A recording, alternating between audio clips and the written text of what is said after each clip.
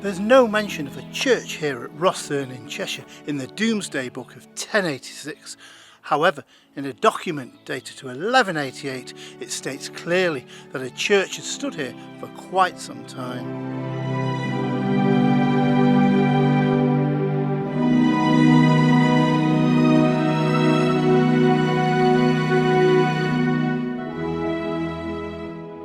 The tower that we see today has a unique history of its own, but believe me, all is not what it seems. The steeple of St Mary's was built in the year 1533 in stone. However, just over 200 years later, the tower collapsed.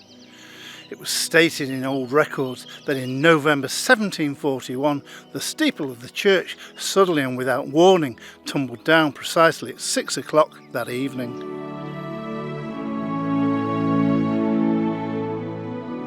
This caused the galleries of several families to become badly damaged as the masonry tumbled down.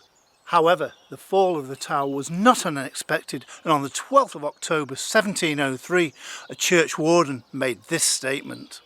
Agreement was made at a public meeting to allow only one bell to be rung in regard to the looseness and ill condition of the bell frame.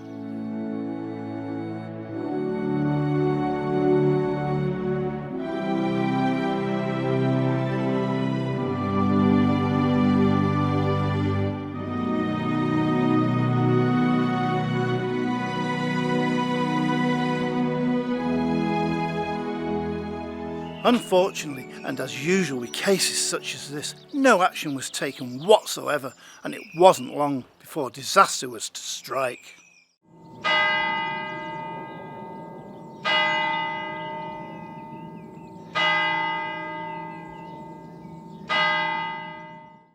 In 1734, it was decided to try and repair the cracks in the steeple and the windows with mortar.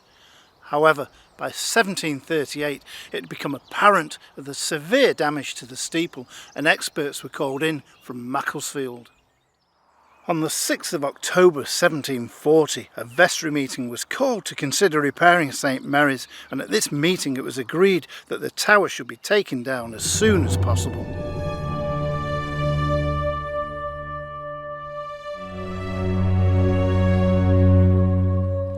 Still the matter dragged on, and within 12 months the tower had become critical.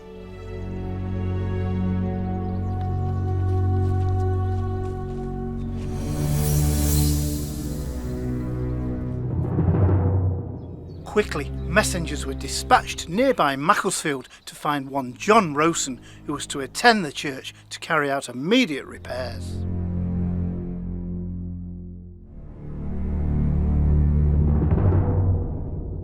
It was Rowson, along with his masons that visited many times to try and shore up the steeple, but unfortunately it was all in vain and far too late, and the tower came crashing down with devastating effect. What remained of the steeple was taken down at the extra cost of £40, and any remaining rubble was spread across the country lanes. However, any useful timbers and of course the bells were put into immediate storage.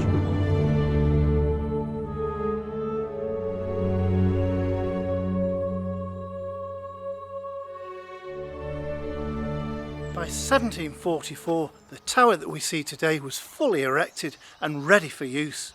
The damage below had been repaired and the church was back in full working order.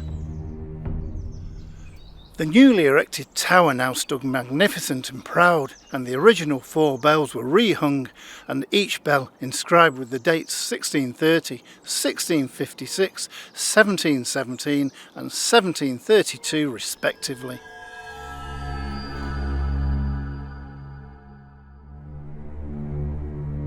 Two more bells were added to the tower, one in 1771 and the other in 1785, and in 1890 all 6 bells were rehung.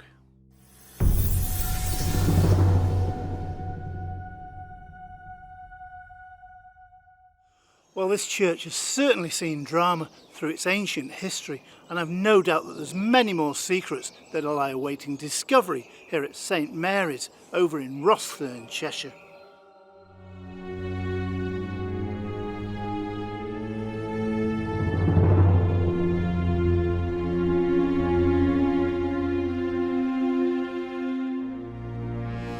first priest to ever preach here was one Hugh de Venables, and he was here between the years of 1188 through to 1210.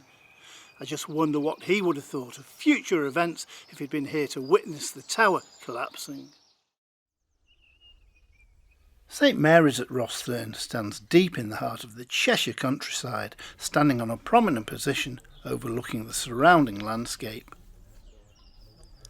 The churchyard contains many ancient artefacts and stone carvings, giving us vital clues to the historical past of this site.